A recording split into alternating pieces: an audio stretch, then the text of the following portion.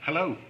It's hard to imagine that we're back in September, and here we are with the next meander. I've been asked to do some talks around the issue of discipleship, so I'm going to begin with an introductory talk today. As we face a huge shift in the way the church is seen and operates in the world at present, one word keeps coming up from leaders like me when we speak about what we need to do next. The word is discipleship, or something similar like making disciples. For the most part, people in church, when disciples are mentioned, our minds usually drift off to the days of Jesus and the 12 who followed him during his time on earth, and then played a significant part in spreading Jesus' message across the world as it was known at that time.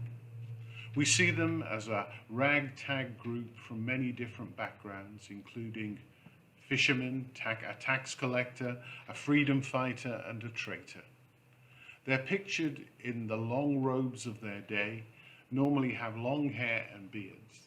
Some people might add that there are a few women in the mix as well, such as Mary Magdalene. But they're a small group who seem to have little in common with us today. So when church leaders talk about the need to be disciples, what are we to make of that? Do we need to find a nice flowing robe to roam the streets in? Are we to become a bit like monks and nuns, withdrawing from everyday life? Is being a disciple part of following Jesus? How does it fit with the Bible? When we look at the Bible as a whole, it seems to me that being a disciple goes beyond most of the images we have in our heads about discipleship.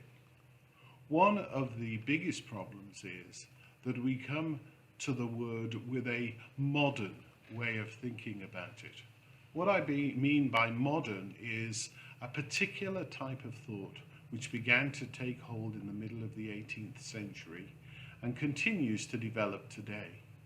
This way of thinking places me, the individual, at the center of things.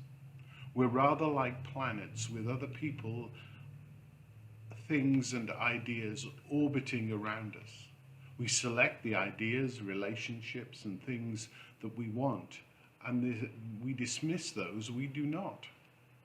This has worked well for many people across the last few centuries, and the church has adapted to it as well. One of the phrases that illustrates this is that followers of Jesus often talk about my relationship with God. During the next few talks, I'm going to suggest that discipleship is not only about my relationship with God, though that's part of it, but it's more about our relationship with God and each other. Throughout the Bible, we find there are two elements acting on the individual as we work out our vocations, our role, if you like, as Jesus followers. These are summed up in the words of Jesus in Matthew 22:36-40. Before his death, one of the top lawyers of his day asked Jesus, which of the 10 commandments given by God to the Jews is the greatest? Jesus said to him, "You shall love the Lord your God with all your heart, with all your soul, and with all your mind.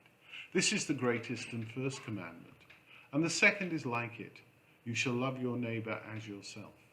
On these 2 commandments hang all the law and the prophets." As we read these words, we see that at the center of Jesus' call to us as disciples is to love God and to love neighbor.